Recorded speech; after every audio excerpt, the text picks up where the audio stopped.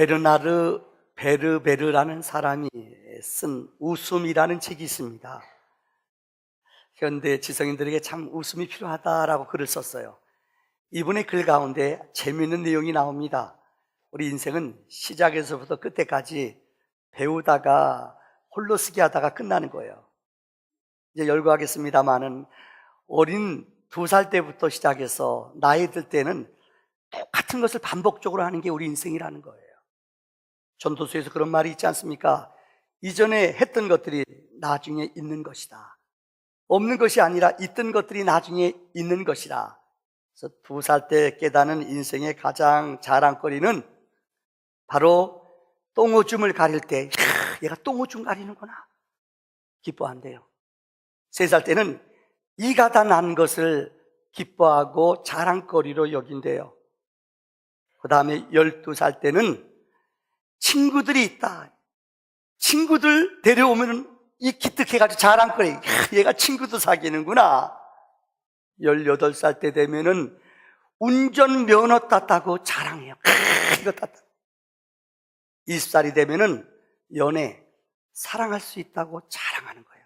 나도 이제 연애한다, 어른이다. 마지막 35살 때는 돈 많은 걸 자랑한대요. 근데 이제는 50살 때부터는 요 거꾸로 요게 그대로 들어가요. 이제 돈 많은 거, 사랑하는 거, 자동차 하는 거. 보세요. 50살 때는 돈 많은 거 자랑한대요. 근데 이제 나이가 좀 먹어보세요. 60살 때 되면은 연애한다. 이 사랑할 힘이 있다는 거 자랑하는 거예요. 70살 되면은 아직까지 내가 자동차 운전할 수 있다는가. 이게 자랑거리 됩니다. 그 다음에 75살 때면은 친구들한테 전화 오고 친구들이 있다는 것을 자랑해요. 80살 때는 나 아직까지 씹어먹어. 이거 자랑한대요. 그 다음에 85살 때는 내가 똥오줌 가린다. 어떻게 이렇게 관찰을 재밌게 했는지 몰라요. 여러분 지금 나는 아직까지 여기 없는데 고민하지. 그러니까 대충 이렇다는 겁니다. 그래서 그분은 마지막에 이런 재미있는 멘트를 했어요. 인생은 똥오줌 가리는 걸 자랑하다가 나이 들어서는 똥오줌 내가 혼자 한다는 거 자랑하는 게 똥오줌 싸다 가는 게 인생이다. 이렇게 썼어요. 웃은 얘기 같기도 합니다만 이게 우리들의 인생이에요. 여러분, 우리 인생을 살아가면서 여러분 영원히 여러분이 젊다고 생각하십니까? 우린 그렇지 못해요. 제가 지금 슈바르츠라는 독일 신학자가 몇십 년 동안 이 지구상에 있는 수백 개, 수천 교회 교회를 이분이 통계를 냈어요. 그래서 어떤 교회가 성장하고 영적으로 자라나는 교회인가 8가지를 얘기하고 있습니다. 지난 시간이에요. 오늘 7번째 시간. 7번째를 또 한 번 합니다. 웃음이 있어요. 행복한 가정이나 행복한 나라나 행복한 교회는 성장하는 건강한 교회는 교회 안에서 성도들이 잘 웃어요. 까르르 웃는 교회가 건강한 교회예요. 다른 말로 말하자면은 사랑의 지수가 사랑의 관계가 넘치는 거예요. 보통 상담학자들은 어떤 사람에게든지 3사람만 내게 말동무가 있으면 그 사람은 절대 죽지 않는데요. 근데 3사람 나랑 터놓고 말할 말동무가 없대요. 교회 성장학자들은 교회 안에서도 내가 교회 오면서 나랑 관계 맺는 사람 5명만 있으면 절대 이 교회를 안 떠난대요. 근데 5명이 없대요. 와도 그냥 소 보는 것처럼 닭 쫓는 것처럼 왔다 가라 몰라요 그냥. 이런 교회는 죄송합니다만은 쇠퇴하는 교회예요. 처음 와서 좀 여러분 좀 반갑게 맞이하고 교제 나누는 이런 교제권이 있는 교회 5명만 옆에서 친구가 있어주고 벗이 있어주면 그 사람은 살아난다는 거예요. 사랑하는 성도님들, 저는 오늘 여러분에게 이 본문의 말씀을 가지고 우리 교회는 과연 사랑의 지수가 몇 점인가 한번 스스로 판단해 보기를 바랍니다. 첫째는 우리 인간은 고독함 속에 살아갑니다. 혹시 여러분들 이 고독이라는 말 하면은 왜 내가 고독하냐? 제프 윌리엄스라는 사회학자는 인류를 향하여 군중 속에 고독이라는 말을 최초로 사용했습니다. 많은 사람들이 이전에 도시화가 됐어요. 얼마나 많은 사람들을 만나요. 아파트 단지부터 시작해서 얼마나 많은 사람들이 이 큰 운동장이라든가 얼마나 많은 군중들이 몰려다나요. 근데 현대인들은 더 고독하고 외롭다는 거예요. 우울증, 자살 이런 사람이 많아요. 어느 한 가문을 얘기해서 죄송합니다만은 우리나라의 최고 부자, 지금도 최고 부자예요. 이 회장님이 제일 사랑했던 딸이 있대요. 딸들 가운데 제일 머리가 좋고 똑똑해서 아버지가 제일 사랑했대요. 이름 이윤정. 인터넷 들어가서 한번 쳐보세요. 진짜 그런가? 이윤형이라는 딸이에요. 대원 외고 딸들 가운데 제일 어릴 때도 총명했대요. 그래서 이 아이가 대학교 톱으로 들어갔대요. 그 미국 가서 유학 갔어요. 근데 이 아이는 어릴 적부터 이 인터넷에서 다시 말해 홈페이지를 만들어서 여러 친구들과 함께 해서 사람들이 삼성가, 얘기했네요, 내가. 어느도 그 재벌집의 그 이야기들, 그 비하인드 얘기가 알려지지 않아요. 이건희 씨는 전혀 인터뷰 안 한대요. 근데 이 딸은 자기네 집에서 되어지는 일들을 그렇게 그 인터넷에 다 떠올려요. 그래서 14,000명의 아이들이 들어와서 그곳에 들어와서 탐색을 했대요. 그 집에서 어떤 일이 벌어지는가? 스키장 갈 때 그런 얘기가 나와요. 스키장 갈 때 이 뭡니까? 이 헬멧 안 썼다가 아버지가 스키장 절대 가면 안 된다. 그래서 나는 애들처럼 스키 모자 쓰고 탔다. 이런 재미있는 얘기를 썼어요. 많은 사람에 감동을 주는 글을 썼어요, 이 아이가요. 내 아이가 27살 때 뉴욕에 가서 공부하다가 자살해 죽었어요. 여러 가지 이유가 있겠습니다. 맨 처음에 교통사고 났다고 그랬어요. 나중에 알려진 얘기입니다만은 평범한 사람 유학생 만나 사랑했어요. 넌 안 된다는 거예요. 끝까지 부모가 반대했어요. 애가 목매달아 죽었어요. 일기장에 마지막 쓴 단어가 3가지예요. 외로워요, 괴로워요, 답답해요. 아마 부모가 만약에 이거 알았다면 지금 7주기래요, 7주기. 어느 한 가문의 얘기를 드려서 너무 죄송해요. 그렇게 엄청난 재벌이고 아버지가 제일 사랑했대도요. 근데 외롭대요. 고독하대요. 여러분, 부유가, 돈이 나를 행복하게 해주지 않는다는 거예요. 혹시 여러분 이곳에 오신 여러분 가운데 외롭고 고독하신 분은 안 계십니까? 죄송합니다만 나이 드셔보세요. 다 떠나요. 자식들도 떠나고요. 친구들도 그렇게 의리하는 사람 있죠. 의리. 나이 들어보세요. 50 넘어보세요.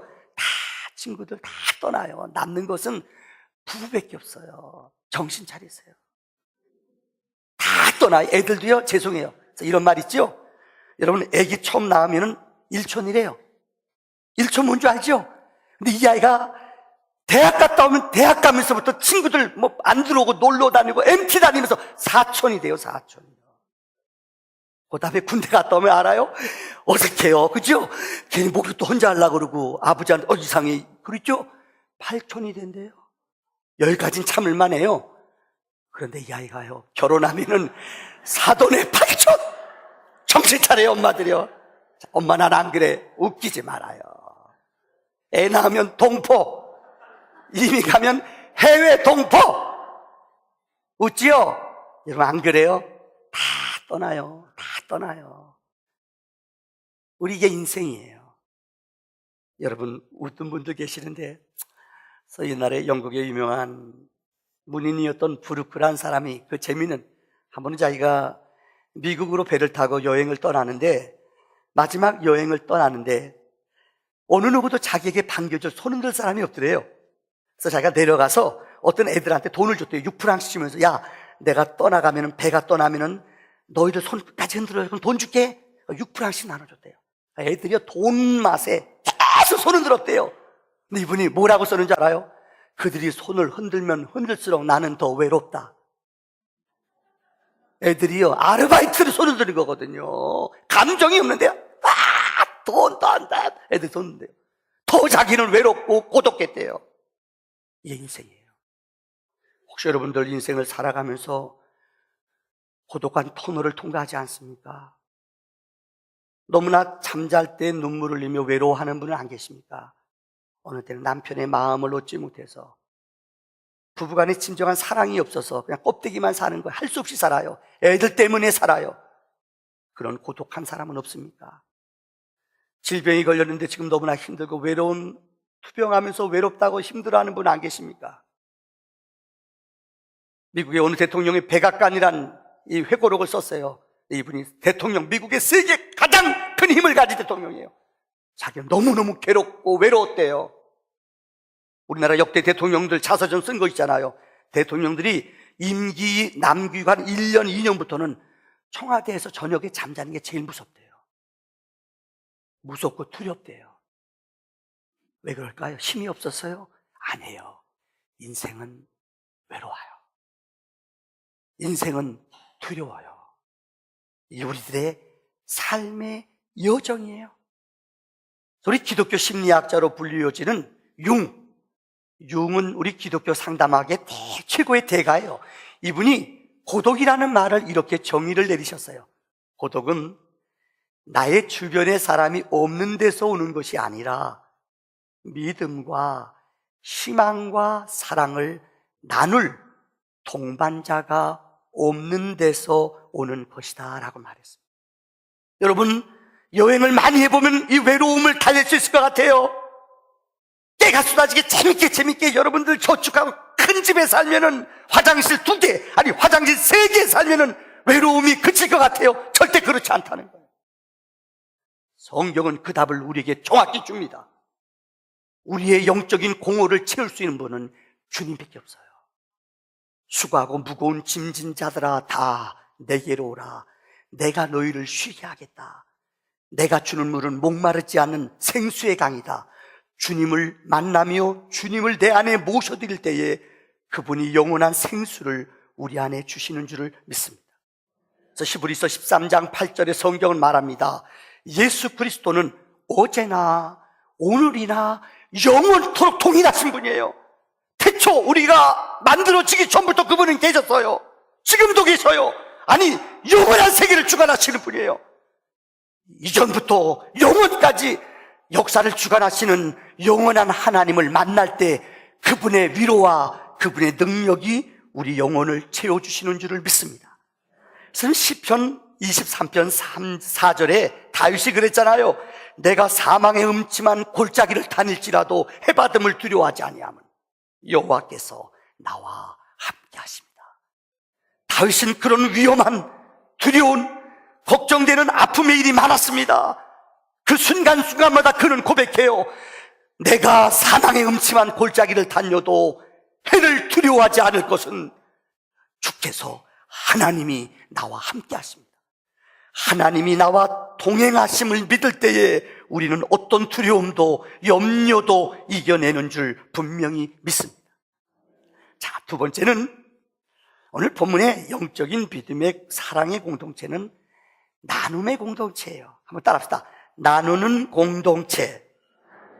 다시 한번 시작. 몇 년 전에 독일에서 진짜 있었던 일입니다. 어느 방송국에서 사람들에게 흥미를 끌기 위해서 10만 마르크, 그건 무지 큰 돈이에요. 이 10만 마르크를 여러분에게 주겠다. 그런데 이것을 어떻게 쓸 것인가? 이것을 만약에 당신에게 10만 유로를 줄 텐데 이것이 생긴다면 어떻게 멋지게 돈을 쓸 것인가? 제일 멋진 제안을 하는 사람에게 10만 마르크를, 10만 유로를 준다고 그랬어요. 달러보다 더 비쌉니다. 근데 여러분들 3개월 동안 시간을 줬는데 사람들이 써내는 거예요. 누가 못 써내는지 모르죠. 근데 써내는 사람들이 어떤 사람 무인도에 가서 이걸 즐기겠다. 어떤 사람은 달나라 여행하는데 이걸 투자하겠다. 어떤 사람은 아내와 함께 여러분 크루즈 여행을 떠나겠다. 다 그런데 누가 되느냐? 뜻밖의 60세 넘은 할아버지가 이 돈을 다 써요. 트럭 운전사 아저씨가요. 그 사람이 어떤 아이디어를 내는 줄 알아요? 그 사람 아이디어는 내가 10만 유로가 생기면은 이 중에 4분의 3은 나는 우리 동네 광장에 올라가서 높은 계단에 올라가서 이 돈을 4분의 3은 다 사람들한테 뿌리겠다. 나는 4분의 1만 갖겠다. 사람들이 투표를 제일 많이 한 사람이 1등이에요. 이 사람이 1등이 됐어요. 여러분 돈 아니니까 놀라지도 않네요. 웃기는 얘기 같잖아요. 근데 자기 혼자 다 갖는 게 아니에요. 4분의 3은 사람들한테 나눠주고 베푼다는 거예요. 길거리에서 모든 사람한테 뿌린다는 거예요. 그러니까 사람들이 그 동네 사는 사람들이 다 몰표를, 다른 사람은 10표 이상 안 나왔대요. 왜요? 나도 못 먹는데 너 먹으려고? 안 찍어요. 근데 내가 돈을 뿌린다니까 그 사람한테 다 투표를 했어요. 그래서 1등 됐대요. 이게 나눔이에요. 오늘날 많은 사람들은 나누는 훈련이 되지 않습니다. 그래서 조금 더 움켜잡고 조금 더 많은 것을 가지려고 애를 씁니다.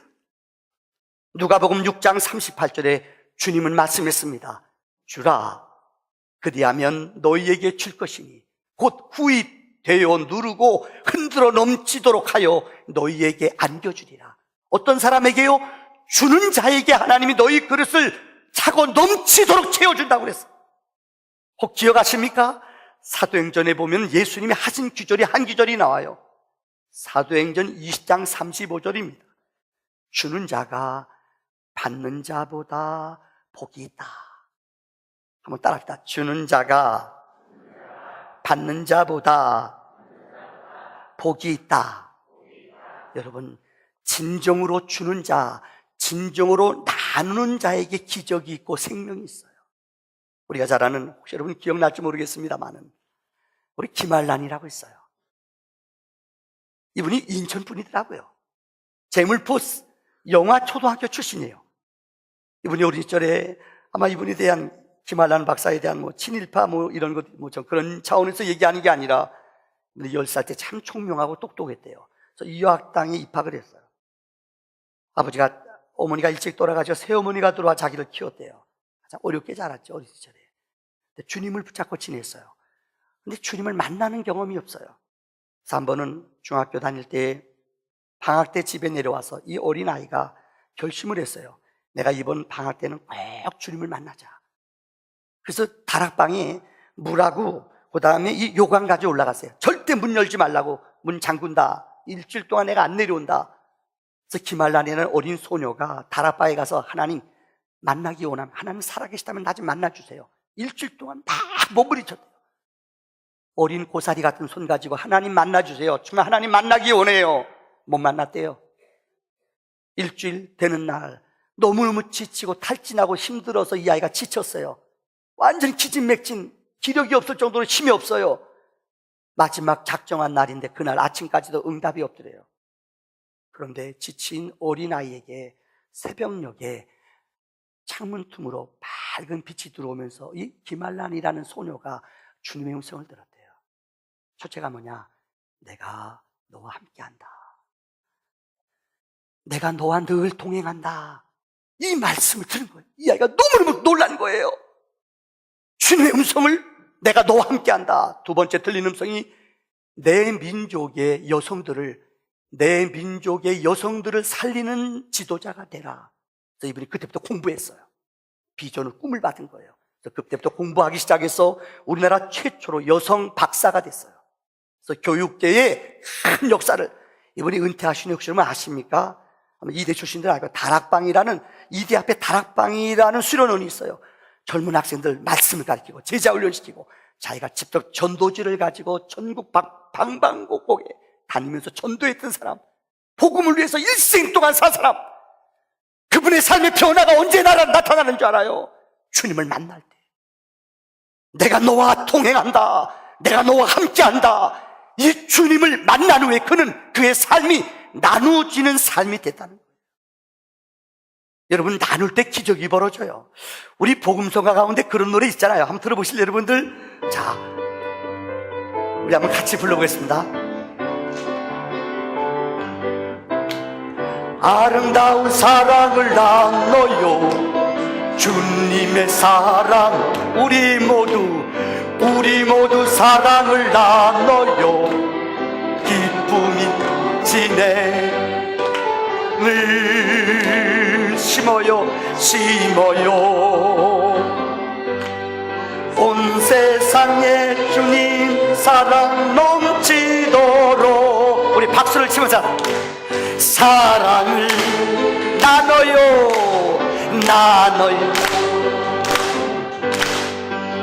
우리 이 사랑을 모두 전해요. 아름다운 사랑을 나눠요. 주님의 사랑을 나눠요. 내 맘에 기쁨이 넘치네. 저도 여러분들 개인적인 간증 하나 할게요. 들으셨을 거예요. 제가 고등학교 때 주님을 2학년 때 주님을 영접했어요. 그리고 재수하다가 하나님 앞에 목사가 되기로 서원했어요. 근데 저희 아버지는 경찰이셨어요. 우리 집은 예수 안 믿는 집이라 신학대학 가는 거 용납하지 않아요. 아버지가 끝까지 반대했어요. 너 만약에 진짜 신학대학 가면은 너 호적 빼버린다. 근데 또 내 마음을 흔들 수가 없었어요. 저 신학대학 들어갔어요. 근데 우리 어머니가 우리 아버지한테 그랬어요. 당신 아들 등록금 대주면 내가 발모가지 부러뜨린다. 근데 우리 아버지는 제가 성품 알거든요. 부러뜨리고도 남을 뿐이에요. 근데 우리 어머니가 그 무서운 가운데서도 저에게 등록금을 대줬어요. 근데 제가 들어갈 때는 제가 1등을 못했거든요. 장학금을 못 받았어요. 우리 어머니가 몰래 야 이거 알면 나 죽는다. 우리 엄마가 줬어요. 007 작전 방불 했어요. 등록했어요. 난 지금까지 우리 엄마가 친엄마인 걸 확신해요. 그랬어요. 그런데 그 다음 2학기 등록금이 없어요. 얼마나 어려워요. 생각해보세요. 진짜 이때는 우리 아버지가요 나중에 안 거예요. 어떻게 해요? 하나님께 기도했어요. 기적이 2가지가 벌어졌어요. 하나는 나를 호적 빼서 다른 집으로 보냈는데 그분이 독립유공자예요. 독립유공자 아들은 원호대상자 장학금을 받아요. 제가 장학생이에요. 우리 아버지가 절대 등록금을 안 대주니까요. 집에 못 오게 하니까요. 그런데 등록금이요. 기도해. 하나님 나 좀 도와주세요. 하나님 저 좀 도와주세요. 근데 저는 얼굴도 성도 모르는 할머니, 미국의 샌프란시스코에 살고 있는 백금옥 권사님이 우리 교회 장로님 여동생이에요. 이 사람이 어렵게 신학 공부한다는 얘기를 들었어요. 이분이 5월달부터 저에게 등록금을 대줘요. 다시 100불을 보내줘요. 그때 돈 70년도 100불은 무지 큰 돈이었어요. 너무나 놀라운 게 내가 대학교 졸업할 때까지 대학교 졸업이 2월달에 하거든요. 야, 3월달부터는 안 보내와요. 한 달 더 보내면 얼마나 좋아요. 그분이 저한테 100불씩을 대학교 1학년 때부터 졸업할 때까지 이게 100불이 무지 큰 돈이었어요. 제가 기숙사 생활할 때 너무 큰 도움이 됐어요. 근데 저는 얼마나 사람이 무심하고 인간은 은혜를 모르는지 저는 까마득하게 잊어버렸어요. 공복 시절에 미국에 공부하러 갈 기회가 있었어요. 하나님이 그분을 거기서 만나게 했어요. 내가 너무 충격을 받았어요. 우리 아내랑 같이 만났어요. 내가 너무 충격을 받았어요. 저는 그 할머니가 부자인 줄 알았어요. 돈이 많아서 100불 보낸 줄 알았어요. 근데 이분이 월페이, 미국 사람들 연금 받는 거 있어요. 월페이, 한 달에 600불 받는 거. 그 중에서 100불을 떼서 저를 준 거래요. 그나저나 우리 아내랑 저랑 얼마나 울었는지 몰라요. 대부 옷이 남루예요. 난 부자, 돈 많은 분이 쓰고 남아서 준 건 줄 알았어요. 근데 자기가 쓰는 것 가운데 기도하는데 성령이 마음의 감동을 한국의 신학생 도와줘라. 그럼 좀 더 도와주면 대학원 다니는 거다. 대학원도 했거든요. 근데 하나님이 딱 끝내래. 인도 선교사 도와주래. 인도로 넘어갔어요. 여러분, 제가 얘기 왜 드리는 줄 알아요? 그 가문이 자식들이 의사가 됐대요. 하나님은 나누며 베푸는 자에게 거룩한 기적을 주시는 줄을 믿습니다. 마지막 3번째예요. 따라합시다. 섬기는 삶. 다시요. 섬기는 삶. 교회는 섬기는 공동체예요. 교회 와서 여러분들 기억하세요. 우리 어른들, 장로님들, 보다 우리 권사님들, 죄송합니다만은 앉아있는 게 권사님, 장로님이 아니에요. 더 부지런히 돌아다니고 처음 신자들을 섬기고 처음 온 사람들 식사할 수 있도록 섬기는 것이 교회의 공동체예요. 교회는 섬겨야 돼요. 저는 여러분의 책 하나 소개하고 설교를 마치려고 합니다. 헬린 나우엔이 쓴 컴패션이라는, 우리말로는 긍휼이라는 말로 번역이 된 책이에요. 긍휼. 이 책의 내용은, 이 컴패션이라는 말의 뜻은, 이 원어는 함께 고통을 받다. 헨리 나우엔은 컴패션이라는 이 글에서 재미있는 단어를 썼어요. 특별히 그 책, 컴패션이라는 책, 긍휼이라는 책 가운데 바보들의 마을이라는 내용이 나와요. 그 얘기를 소개할게요. 바보 마을이 있었어요. 그런데 어느 여행객이 여행을 하다가 이 바보 마을에 들렸어요. 근데 진짜 바보예요.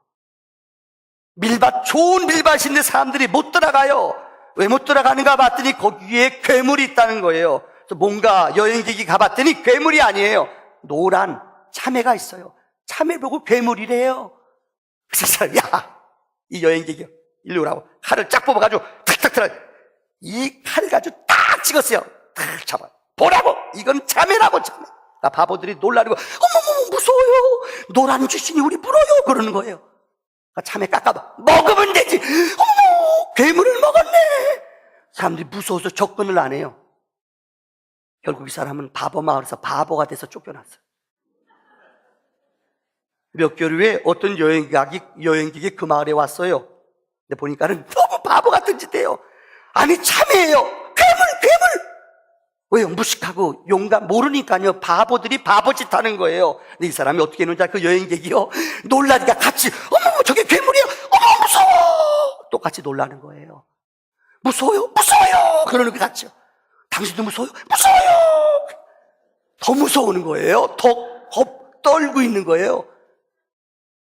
1년 동안 기다리면서 이 사람이요. 그 사람들과 공감을 하는 거예요. 바보짓을 하는 거예요. 똑같이, 무서워요! 참외 무서워요! 그러는 거예요. 너무너무 놀라. 이 사람이 그렇게 1년 동안 기다리면서 그 바깥 동네가, 참외가 있어요! 그 마을에 바보 추장을 가서 만나요. 설득해요. 저게 이거 아니야. 저거 그거라고. 가서 만져보라고. 만져보니까 괜찮아요. 괜찮네. 먹어봐요. 괜찮네. 어머! 이거랑 저거랑 똑같아. 쌤. 이 바보 대장이 들어가 봤어요. 그걸 까고 와서 쫙 까먹어요. 사람들이 놀라요. 괴물을 먹었다고. 맛있어. 여러분, 거기서 무슨 말을 하려는 줄 알아요? 그래서 그 마을 사람들을 그 밀밭에서 풍성한 농사를 지었다는 거예요. 오늘날 너무나 많은 사람들 똑똑한 척이에요. 내 경험, 내 생각 가지고 생각해요. 저번에 대신방하다가 우리 제자훈련 이번에 2기를 시작하지 않습니까? 지난 시간 화요일날 제자 공부하다가 정말 13분 제자 공부하는데 다 눈물바다가 됐어요. 우리 교회 새로 나오신 분들이 많아요. 다 대부분이에요. 한 분이 간증하는데 진짜 다 울었어요. 여자들은 한 사람 울면은 따라서 다 울어요. 울지 않으면은 사명 감당하지 못할까 봐요. 근데 다 울었어요. 그러나 여기 참석한 분들이 있어요. 이분이 2부에 오셨더라고요. 그래서 허락 받았어요, 제가요. 이분이 우리 동네 와서 10년 넘게 살았는데 우리 교회가 한 7, 8년 전에 유리교회로 예쁘게 지어지더래요. 그래서 자기가 걸어다니면서 누가 나 이 교회 안 불러주나 왔다 갔다 하면서 그랬대요. 누가 나 불러줘. 나 아무도 안 불러드래요. 왔다 갔다 나를 불러주세요. 왜요? 교회를 안 와봤기 때문에 들어올 수는 없는데 이 교회가 아름답게 지어졌는데 왔다 갔다 하면서 이 교회에 나를 불러줘라 왔다 갔다 하는데 아무도 안 불러주더래요. 너무나 놀라운 일이 그 집 어머니가요, 노인정에 갔다가 교회를 나갔대요. 근데 그 교회가 이 교회래요. 그래서 자기가 마음속에 설렜대요. 와, 나도 혹시 누가 와서 나 불러주지 않나 가슴이 설렜대요. 그래도 안 오더래요. 그래서 신방 받으러 그 집에 신방 갔더니 그 며느리가 만두를 준비했어요. 이따만한 만두요. 그래서 만두를 먹고 나는 기억이 안, 제가 그랬대요. 교회 좀 나오세요. 그랬대요. 그러니까 자기가 아멘! 그러고 나왔대요. 난 기억이 안 나요, 진짜요. 만두 먹은 거밖에 기억 안 나요. 근데 그분이 그래요. 목사님이 교회 좀 오세요. 근데 자기가 그 말이 확 끌렸대요. 그래서 예! 그러고 나왔대요. 너무너무 행복하대요. 왜 지금 불렀냐고. 내가 알았냐고. 하나님이 예비하신 것은 아무도 몰라요. 그분이 지금 제자 훈련 받고, 지난번에 우리 새신자 훈련 받고, 그 다음에 그동안 20주 훈련 받고, 큐티하고 제자 훈련 하는데, 그래요. 목사님, 정말로 하나님이 나를 예비했다는 것을 저기는 안 돼요. 이번 주부터, 돌아오는 주일부터 저희 교회에서 부흥회를 합니다. 다시 말씀드립니다. 제가 이제까지 살아온 목사한테 은혜 받는 게 쉽지가 않아요. 노릇 선교사님은 인터넷 들어가 보래도요, 정말 보성, 전라남도 깡촌 중에 깡촌, 예고편입니다. 결혼했는데 아버지가 다른 부인이 있어요. 엄마는 속은 거예요. 이 아이를 임신했어요. 이 아이를 떨어뜨리려고 옥상에서 떨어졌대요. 3층에서요. 애가 안 떨어지더래요. 맥코투판 끓여서 먹었대요. 뜨거운 걸. 그래도 안 죽더래요. 엄마가 때렸대요. 구타해도 안 죽더래요. 근데 이 아이가 태어나는데 기적과 같이 똑똑하대요. 학교에서 공부하면 무조건 1등을 해요. 보성에서 1등만 했대요. 벌교에서 1등 했대요. 근데 교장 선생님한테 기독교가 왜 기독교 교육을 시켜요? 겁도 없이 덤볐대요. 야, 이만 성경 한 번이라도 읽어봤어요? 안 읽었어요! 읽어보고 얘기해! 열받아서 일주일 동안 성경 읽었대요. 읽다가 중학교 1학년 때 하나님을 만났어요. 그 다음 생에 목사가 되기로 결심했어요. 그래서 서울대학교 들어갔어요. 졸업하고 대전에서 목회 정말 크게 했어요. 근데 하나님이 말씀하시더래요. 아프리카 에이즈 환자들한테 가라. 그래서 다 교회 엄청 부흥한 거 내려놓고 아프리카로 갔어. 기적을 이루어요. 에이즈 환자들을 치료하고 기적이 일어나는데 이번 우리 교회에 오셔서 집회합니다. 기대하시라. 개봉박두. 여러분만 은혜 받지 마십시오. 갈급해하고 오고 싶어하는 영혼들이 있습니다. 그들에게 복음을 나누는 영적 지혜가 있기를 주의 이름으로 축원합니다. 기도합시다. 아버지 하나님 감사합니다. 정말 우리 교회 행복한 교회, 초대교회같이 영적인 믿음의 교회가 되기를 소원합니다. 하늘의 문이 열려지게 하시고 이전에서 기도할 때마다 은혜와 성령의 능력이 하나님 문제가 해결되도록 건강하도록 주께서 역사에 주시옵소서. 예수님의 이름으로 기도하옵나이다.